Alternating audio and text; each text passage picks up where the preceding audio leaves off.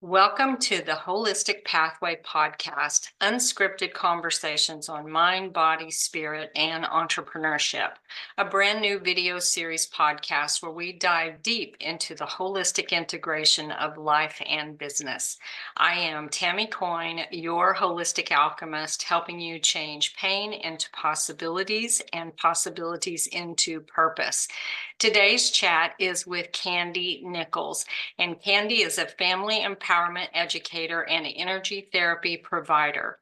For her, motherhood started with a bang, a premature baby swaddled in uncertainty, and it hasn't slowed down since, with two more kids added to the mix. She found many knowledge and support gaps as she began her journey and wanted to be sure that there was a service out there to help expecting moms and mothers of young children with these gaps in breastfeeding education and support, energetics, communication tactics, and an understanding of why children have so many needs so that there can be less chaos and more "I love you, mama" moments.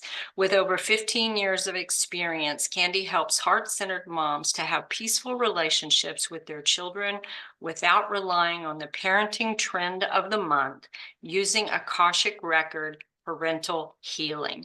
How exciting. Thank you, and stay tuned for today's conversation with Kandi. Well, Kandi, it is so lovely to meet you. Thank you so much for coming on the podcast with me today. And as we talked about it, ideally, I would just like this to feel like we're just out having lunch somewhere together and just super chill, and we'll just talk about all the things. So I'm coming to you from Arizona. Are you in Alabama? Is that Yeah. is that right? Okay, well, good to have you. The idea for this is that we really make positive global impact. And so I'm super excited to see if I can get people from every state and maybe even every country that's out there doing good in the world. And I know that sometimes on this journey, it can feel like we're out here all alone trying to do the things that we can do to help the world, right? And so another thing that I wanted was to be able to bring people together who don't know each other, bring them together on the podcast. People get to see each other and realize, hey, I'm not out here doing this alone. Even though I feel like a lighthouse, which, it feels kind of dark where I'm at because I'm the one shining the light. But if I can see other people shining theirs, then I know we're out here and we can shine a brighter light. So thank you so much for the work that you're doing in the world. And it's exciting to have someone who is sort of catering to moms and new moms and what they've got going on. So yeah, so tell me a little bit about this. Were you always on a holistic path, or did this kind of start after you became a mom? Oh, well, that's an interesting question. And real quick, I wanted to say thank you for having me. It's quite a pleasure to be here. It is lovely to connect with like-minded individuals. Yeah. Oh, Yeah.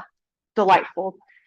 So actually, I have been a little bit more holistically minded all of my life compared to, some of the other people. But some things I just kind of leaned into trust on what society deemed as the appropriate way to handle things.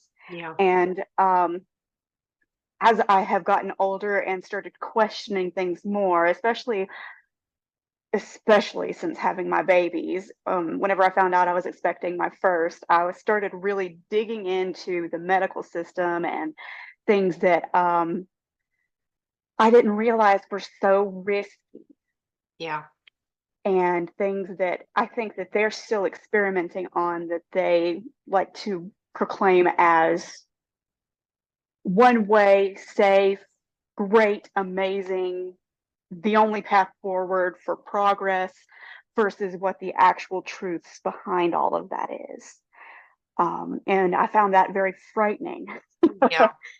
For um, sure. The advent of the internet has made people so much more aware of things. I had my first baby at 17, and my second one at 23. And there was no internet. You were just you didn't really know what to do other than what you were told or what someone else had done. This is the way we've always done it, kind of thing. And finding out later that some of the things that I did or that I thought to do or knew to do weren't always the best ideas. So I'm really happy to hear that, that's kind of what you're doing. So tell me, if you would, how old are your kids now? My oldest is about to turn 5 in the next week. And then I have a fresh turned 3-year-old from January. And then I have a 19-month-old. Wow, busy mama, busy mama.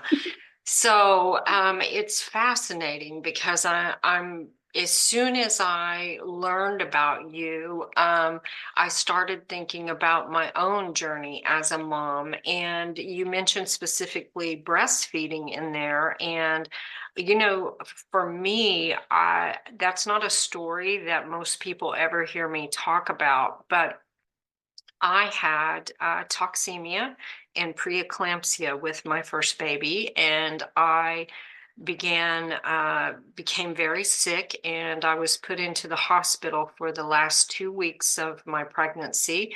And anyway, it was a lot of high risk things going on. I had an amniocentesis, there was a lot going on during that period of time. I ended up with the Rh negative factor in my blood. My baby was positive, so that was another challenge. But I kept hearing that the thing to do was breastfeed. Like this was the thing to do. And to be quite honest, I had a history of severe trauma and abuse, some of which was sexual abuse. So there were some really strong challenges I had with figuring out how to breastfeed a baby because it created all kinds of triggers for me. And I also didn't have any idea how in the world to do it. And I kept trying and trying and trying to the point that I was bleeding from the area. And I was so embarrassed, and finally talked to a nurse, and she's like, oh my gosh, like no one had ever taught me how to prepare myself. I didn't know what to do. And then I discovered I had been losing my milk since about the third month of my pregnancy. So I didn't have any left. And so I immediately felt like a mom who was failing from the beginning. So I'm fascinated at what you're doing to support moms as they start out on this journey and maybe help them not feel so alone. So can you just tell me some more about, like, I'm so interested in the work that you're doing. Thank you. Yeah. That story is actually more common than you realize. Mm-hmm. And I it is think so it was. sad. Yeah. The way that the medical system fails mothers is very unappealing and completely just inexcusable, in my opinion. Yeah. There's so much knowledge out there. I would encourage any expecting moms to start learning about breastfeeding during their pregnancy so Mm-hmm. that they can combat things that, especially the medical system, likes to put forward, um, because they like for it to support their systems. Mm-hmm. And they don't always know every intrinsic detail about how breast milk is created within the mom. Yeah. They just know kind of what their training's been told them. They haven't applied it much except for those moms who were already struggling, and they're just like, you just got to force their mouth on and Mm-hmm. latch and take off with it that way. But like you said, that causes so much damage to a mom's body. She's already going through a horrible healing process from this big major medical situation she's had going on. Yeah. And there's not near enough support to help moms overcome that, to help them understand what's going on. So I've been educated for the Thompson method of breastfeeding education, and I'm not IBCLC or anything like that, but one of the most amazing things about that particular program is we have it all set up for education starting in pregnancy that tells you exactly how breast milk is made. And it is hormone based, and it's also supply and demand based. As long as the baby's got a good latch, your body will make it as long as baby's trying to get it. Hmm. It's not really Interesting. something that just goes away. Some people even, some moms even still have milk coming out their breasts at random situations, a year after stopping breastfeeding. Yeah, It's yeah, that powerful. Our bodies are amazing. And the medical system likes to set it up to where they can measure things as much as possible. yeah. And so almost every new mom gets pushed for all of this formula before they ever get to leave the hospital. Hmm. Whenever you're still getting your colostrum out, if the baby is latched and actually suckling at the breast, you can hear these little as the baby's jaw moves and they swallow. So if you're hearing that and baby's got good output coming out of the diapers, you're good to go. You don't need the formula. It's Yeah, normal for the baby to lose weight. That's the next big scare tactic the medical system will throw at you. Oh, it's been 2 weeks and your baby still hasn't gained all that weight back. But when they're first born, their bodies have all of this amniotic fluid inside of it from where they've been ingesting it in mama's tummy all this time. yeah. And that's meant to help bridge that gap from whenever the colostrum is there, which is really nutrient dense. Um, and then about 48 to 72, sometimes 96 hours later is when mom's milk comes in. Hmm. So between the extra fluid needs from the colostrum and that shift over into milk, the amniotic fluid fills all of that space in between. And with that being absorbed into the body, it's natural for the baby to lose that weight. And it might take a month or a little bit longer even for them to regain all of the weight that they had when they were first born. Hmm. That's all interesting. I know with my situation, I feel like at that time, they were really great to me. They were really awesome to me. I think the challenge is again, with my age, there had been a lot of things going on. My baby was not breathing when she was born. She was rushed out.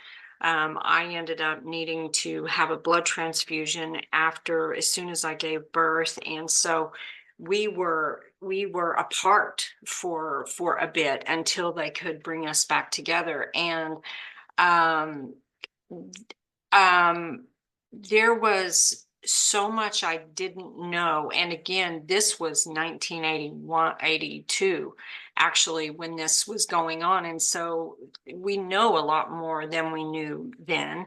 But it actually was, she and I were trying, but she really wasn't getting anything. And I tried all kinds of things. And then by the time my next child came, I was, I don't like to use the word traumatized because I've been traumatized, but this was a different level of traumatized, and I didn't even want to try at that point. So it's really interesting, some of the things that you've shared there, because those are things I didn't know. Everything was brand new to me at that time. And I noticed that in the work that you do now, you're using Akashic Records also for this? So that's fascinating. And I know I had another guest on and we talked about Akashic Records, but we didn't really dive into that. And I know that's a topic that's of interest to people. So can you tell maybe a little bit more about Akashic Records and maybe how you're using those with moms? Sure. So the Akashic records are really it's kind of like the the movie film of your soul's existence. And it's all wrapped up inside of your own personal record. Or you could also imagine it as like a book that you open where you can flip to any chapter and see what went on at that point in time. And sometimes people are resistant to knowing what's actually there, but they feel things. their body, their emotional spirit, all of those things are so interconnected that if they experienced a trauma at any point in time in that book, then it is stuck with us. It's why so many people are born and can't remember a time when they weren't afraid of water because maybe they had drowned in a previous life. Yeah. Or sometimes even on an alternate timeline, things Yeah. affect people. Yeah. And they you just see those imprints in these places, and it leaves people feeling like they're not empowered, like they're stuck in a place where they can't move forward, or there's so much fear wrapped around whatever they're facing at the time. Um, and then how other people treated them, it can be on repeat until that lesson that is attempting to be learned there Yeah. is managed and moved forward with. So the Akashic Record is super cool for that. Um, a lot of moms come to me like, I'm so scared. I found out I'm expecting, and my parents did X, Y, and Z. And I don't want to do that to my baby. And like, you don't have to. And that's the most beautiful moment ever when they are so relieved. Like, it's like, just because that's what you were shown, or because you bear an injury in that direction, doesn't mean that you have to pass it on. And it doesn't mean that you have to, you don't have to give that to continue. And when you dig your heels in and you say the buck stops here, Yeah. I'm not doing that, I'm going to do a different way, then it's like taking up your power and just healing your whole line Yeah. forward and backward, because time is just an illusion, really. So, it's like what you do now helps those who came before and helps all those who come after, as well as helping you in the now. So do you find that using the Akashic Records with new moms or expecting moms, do you find that it helps them connect better with their child, or maybe get to the other side of whatever may have been holding them back? So this is really interesting. Yeah. Mm-hmm. Absolutely, it does. And one of the things that I feel like the moms don't quite understand is, if I don't know how to do it differently, then it seems impossible, Yeah. right? Mm-hmm. And it's really amazing how much our instincts will kick in to love those children. Mm-hmm. And if you just focus on that love that you have for your babies, how much different it automatically is going to be. Yeah. The more heart-centered and love space that you come from, how can you fail them? Well, yeah. So that's interesting. Now, when did you, so let's see, you're a fairly new mom. You've been a mom really for 5 years, right? That's your that's when you became a mom, right? It was 5 years ago. So were you using the Akashic Records in general before you became a mom, and then thought, how can I apply this to my journey as a mom? Or did that come about after you became a mom? Does that make sense? It I'm not completely even sure. makes sense. Yeah. So it's kind of something that I fell into as I started studying Reiki. Hmm. And I was trained in Reiki from a Cherokee Indian man named Art. And before I even got out of high school, he had attuned me to Reiki and gotten me started on the path. And it's really amazing how much like flooded into my life from that. Once you start choosing the healing path, you're constantly having to do the stair step up of ascension. And Yes, you are. with that also comes spiral levels of healing, and it's a Yes, it lot. does. It's it's beautiful, but it is so hard. It is Um, so hard. Yes, it is. and it wasn't until I got my Holy Fire Reiki mastership that I realized what exactly I was doing. And it just comes naturally to me. Like I didn't know the official name of the Akashic Records Yeah. at all until actually the last couple of years. Mhm. I hear this word everywhere. What is that? And I went, Like, oh, that's what I'm doing. Yes. so know what it is. And as I kind of stepped more into that lifestyle, I just naturally apply it. It touches everything that I do. Like I can't turn it off. Yeah. Fascinating. You know, it's so funny how that happens. I often say my big awakening happened in 2014, which, you know, I'd been going through awakenings for a long time, but I didn't know I didn't know what was happening. The big awakening, as I call it, in 2014, there was no longer the ability to ignore what was happening. It was just there. And the reason I mention that is toward the end of last year, I began a yoga therapy program.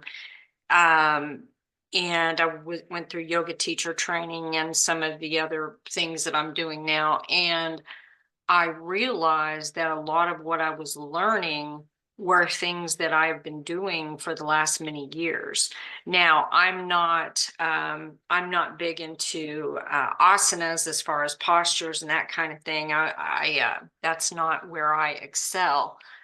However, I did become a yoga teacher and went through all of these things. But as I began to learn more about yoga philosophy and these different aspects of yoga, these different limbs of yoga, I started realizing, oh, this is how I've been living my life. This is how I've been living my life for a long time, but I didn't associate it with yoga. I didn't know it was part of yoga. I didn't have the words, kind of like you're saying. And so that was pretty fascinating to me. And a lot of the things that I teach, there is definitely some yoga roots in what I work with clients on. And again, it has nothing to do with asanas. There is a lot of deep healing work that I do with people.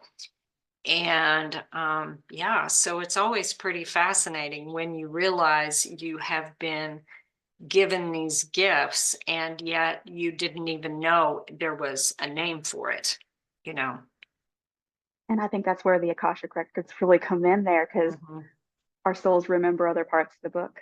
Exactly. And Well, it is very interesting when you do start to recognize past lives and things of that nature. Uh, and when they start to, well, first of all, when they start to help you make sense of some of the things that are happening now, and then when they start to integrate, that is when it becomes very interesting. I was working with a Native American shaman several years ago, I guess. And without going into the whole thing, we were looking at my past life deaths to help me figure out what was going in a certain area that I had going at that time. And in one particular death, which was especially brutal, um, when I got the details of it, I was like, oh my gosh, like it's different, but all of those things have been happening in this life. Different, different, but the same. So, as an example, the death in that life, I had been um, disemboweled. Um, I had been impaled and disemboweled. Okay, that was one of the things. In this life, I had a severe bowel obstruction with intussusception and had that and lost part of my bowels due to gangrene. And so I have a scar from the sacral chakra up through the solar plexus chakra. So it's very interesting when you start to see the overlay and the parallel. But getting that information helped me heal and stop doing some of those things that I was still repeating in this life and had no idea. Mhm. So it is absolutely fascinating. It really is. That reminds me of I, I discovered this especially true whenever I was pregnant, because you know how frequently you have to go to the doctor whenever you're Mhm. pregnant. I was terrified of the medical setting at all. Like Yeah. heart thumping, like I would have diarrhea, like I called it my inking effect because it was always spot on. If I had a doctor's appointment, it would happen. Yeah. Terrified of medical settings. And whenever I started learning about some of my other past lives, I was a Polish man involved in the Holocaust situation, had a lot of medical experimentation done on me. My teeth ripped out and stuff, and it left me very uncomfortable. Mhm. And so I had to make space for him because I was a man in that particular life, and I had to make space and be like, "Thank you for trying to keep me safe. But now it's time for me to let this fear go because what happened then is not happening now, and I no longer need you to keep me safe." Yeah. And Yeah. by doing that process, and kind of releasing it and allowing that space for him to just kind of be like, I don't know with this. No Rightfully kidding. so. That's so true because a lot of the work that I do with people, and it all depends because everybody who ends finds their way to me are at a different part of their path. And so their questions are different, their what they think they're looking for is different than what they're actually looking for. And so I meet them, where they are. But a lot of my main work is around unhealed emotions resulting from childhood, and looking at that. And so that's important for people to understand because sometimes things in this life just don't make sense. Like I I have no idea. Like I have no memory. There's no family memory of anything like that happening in my life. And then when you find out the past life connection, it's like, it's like, Oh, oh, it's like that is so helpful to finally figure out what in the world has been causing me to just sort of spin around and not be able to get to the bottom of what's going on with me. And having that wisdom sometimes can be very powerful in the healing journey and to help you move forward and move past once you start to understand what is causing me to act in this way. Like it makes no sense.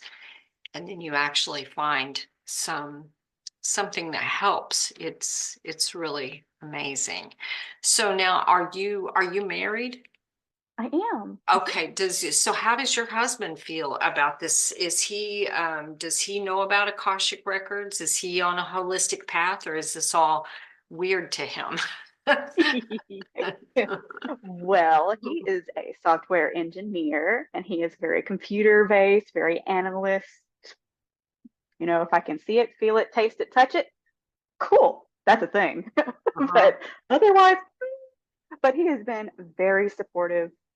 He has been my person, whether he realizes it or not, for many, many different lifetimes. And even if he doesn't remember in the current, he remembers in the past, and he meets me where I'm at. He says, "Okay, I'll support you. I'll support your business. I've seen results that you've gotten, and that's you go do you." That's amazing because Yeah. I was a federal analyst before all of this happened on my end, and so I can empathize with what he's going through because I'm living that within my own body. One of the things I do, and I don't do it often anymore, but I am a master toe reader. So I said, now it was very interesting to go from being a federal analyst one day to the next day sitting in the floor and looking at people's feet. Like I did not see.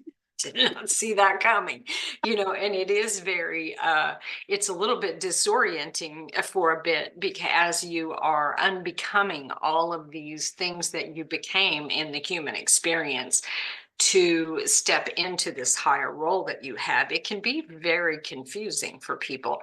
What happened was I realized there, as with all things, there was quite a pendulum swing. I was over here, I came over here, and then all of those parts of me ended up integrating. So now I can very easily do all the parts of me, because the analyst part of me has not left. The analytical part of me is still there. The part of me that's very techie is still there. And I have all of these other abilities too. So that's pretty, it's interesting. What about your parents? Now, are they holistic people? Is that their path, or not at all?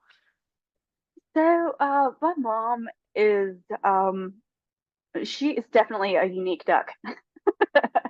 She has a lot of these things that she believes in, and a lot of an open-minded theory about things, in the spiritual sense.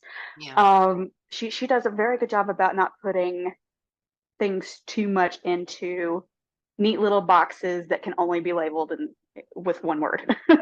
Right. She's very open-minded, but there's a lot of things that she's never heard of, doesn't know, but she also intuitively grasps quite a lot. But she has struggled with her own childhood. Um, she's got a lot of trauma that she hasn't fully healed. Yeah. And she has struggled with alcoholism the last 15 years of my life. Um, and so that has put quite a stint on her ability to progress and heal. And so she likes to call herself the crazy cat and plant lady. And that's about the extent of what she does.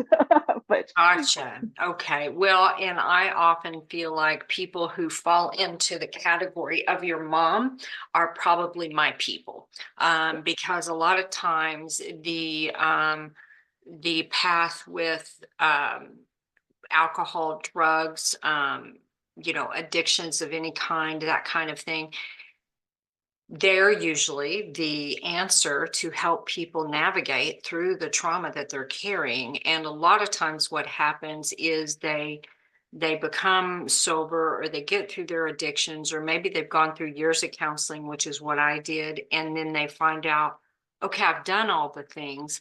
Why can I not get to the other side of this? Like I'm still stuck. And that is part of what my work is about showing people, okay, I came from complex PTSD and now I'm on the other side of it. This is the path, or these are the paths that I took to get here. And so the way that I do things is a lot different than a lot of the other things that they have done or tried. Luckily, because I was an analyst and I went for a time as a private investigator, I have a unique ability, and I'm also very techie. So I have a unique ability to put together complex puzzles. Well, that works really well on the healing journey for people. It's like, I've tried this, I can't figure out what's going on, because often it's not, we often think it's the big trauma that is what's keeping us stuck, and it really isn't. There's this little tiny piece that stuck with you, and I call those splinters. And so it's that little tiny splinter is really what's causing all the problem. And so when we're looking at the big things, sometimes we're not actually, we're dancing all around it and not actually getting to what's really causing the problem. And so it's a fascinating thing. And it's interesting to see the people that have incarnated here and are here currently at this human experience that we're having now, in that, to know that it's almost like you have this group of people here who are absolutely not here to evolve at all. Like I call them the caterpillars. The caterpillars are here to be caterpillars, and that's it. And then you've got those who are evolving into transforming into the butterflies. So it's those who are going through that process that's so confused and not sure what to do because they keep thinking they're the caterpillar and they're not, you know.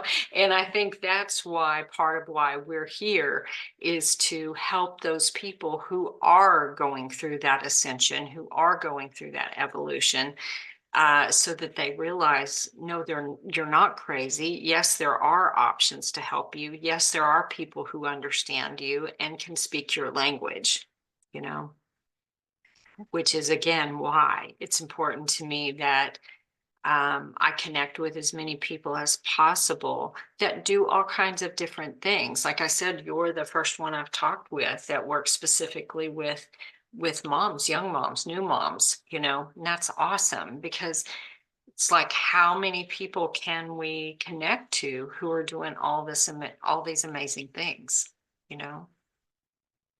I love that, and I love the way that you help people.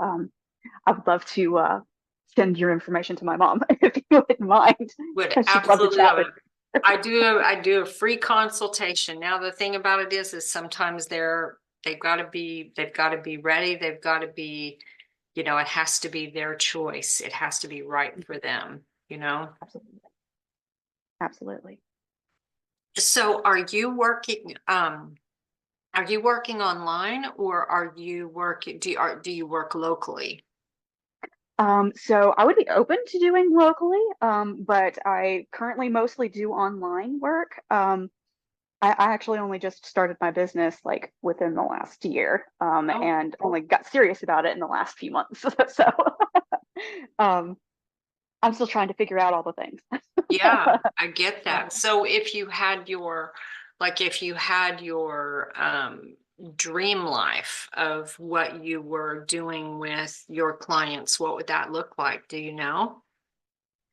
Um, so it would be absolutely amazing to just be able to touch the lives of as many moms as possible, or really any parents, but I specifically relate best to moms. So, Right? but what I really want to get out there is how important it is for people to experience things like energy therapy and holistic healing in these styles, because you spend so much time going to a doctor's office and sitting and waiting and trying to figure out what's going on. And it's a sad truth that I hear a whole lot of gaslighting that happens from Mhm. doctors these days, because they spend 3 minutes with you and they're like, mm, anxiety.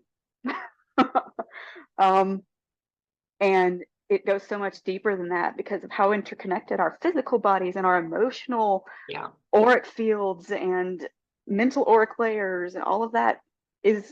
If there's a problem with one, there's a problem with all of it, right? Hmm. It just makes sense to me that energy therapy should be the first go to. And then if that doesn't work, progress and progress and progress. And I all of it work agree. together. I agree with you. I've said before, you know, at one point, that's part of what my journey was my body started shutting down and I had so many diagnoses that I had to create a spreadsheet to keep up with them and all of the prescriptions and everything else. Um, and a lot of times people are confused about the way that I say things, the way I do things. I say, you know, I renounced all illness. I don't take medication, you know, and it can sound very crackpotish, very nutso cuckoo, whatever. And the the awareness that's important to understand is, I think Western medicine is absolutely excellent for urgent and emergent situations. That is, I mean, there have been multiple times that my life has been saved by emergent medical care. What I'm also saying is, I don't believe everything needs a prescription, and I don't believe everything needs a diagnosis. If you can tune in to the wisdom of your body and understand, hmm, I wonder what my body is telling me now. I wonder what this means. And I have been able to become very fluent in the language of my body so that I can understand what it is I need. Now, if I actually need medical attention, then I will go and seek it. It is just not my first line of defense, and I think that's um, where a lot of the challenges are. A lot of people who find me, oftentimes they've done all of those things, and there's like, okay, there's got to be something else that I can do here. This is not what I want. And then you have others who are perfectly happy being in that system. They want the pill, they want the prescription, they want the quick fix. And what they don't understand is it's not actually getting fixed going that Masking route, symptoms. Mm-hmm. and you can just add another medication. Okay. And some people are okay with that. The people I work with typically are not. They're not okay with that. They don't want to keep doing that. They either don't want to be on medication at all, or they want to keep it to as much of a minimum as they possibly can. And a lot of times I find that people are seeking solutions, but they have no idea what to search for. Like Mm-hmm. if I go on Google and I've never heard the word Akashic Records, I've never heard energy healing, I've never heard metaphysical anatomy, I've never heard, you know, pick your word, I've never heard this. How in the world could I possibly search for it? So that is a really, really good question. And I kind of feel like, again, that there's that certain sense of remembering that goes on within us, and we know that there's something out there that can help. Um, but when you can't Google it, or you don't know the words to Google it, um, I think that it's actually naturally happening in this particular manner for most of the world right now. We're seeing that shift of people trying to go back to the way medicine was before Big Pharma. Yeah. And I think that's the first thing that people start to look up in situations like that. They'll say, well, pharma isn't working for me. What about herbs? Mm-hmm. What about this? What about that? And I think whenever they fall into that curious phase, then energy therapy, energy healing, and other holistic practices naturally seem to fall in order when you start into one mindset and your energy shifts. That naturally seems to attract those things Yeah. that will help you into your field to bring. It's like, hey, hi, here I am. Well, And that's so true, because I think what happens with that is one, when the student is ready, the teacher appears, right? And also, as an example, and I may have told this story before, I'm not sure, but when I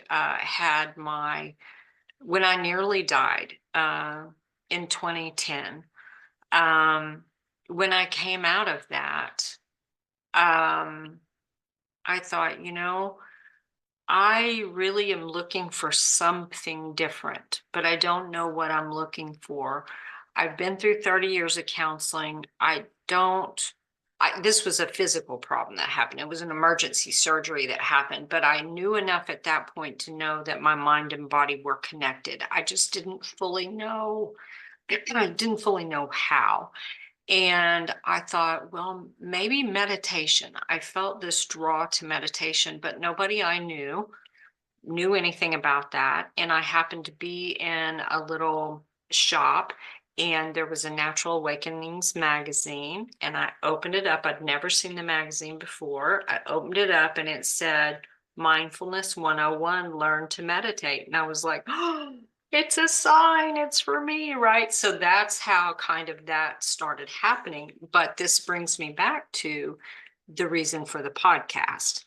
So for 10 years, I have been thinking about the group of people that were out there seeking things that I was, kind of like you, and saying, okay, well, how do they find these things if they don't have the language to find what they're looking for? Now, things are becoming much more mainstream than they were. And I've also done videos around discernment and being careful on your path, because there's a lot of spiritual Steves and spiritual Susies out there that think, oh, well, this is a cool way to, get a t-shirt, make a buck kind of thing. And it's very important to understand how to pick practitioners that are correct for you, that are aligned with you and what you need. And it's really, really important to break that mindset of just because someone has a title does not mean they know everything, does not mean they're the right fit for you. And it's really important, I think, for people to know that.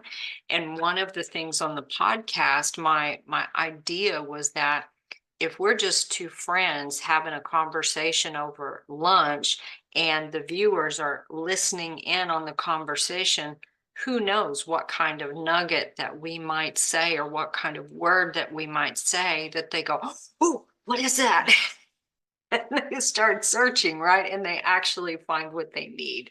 That to me is everything. And so for me, that's such a driving force of how do we shine brighter? How do we shine brighter so that they actually can find us without feeling like they've gone in some multiple rabbit holes just to find the one little nugget that they need?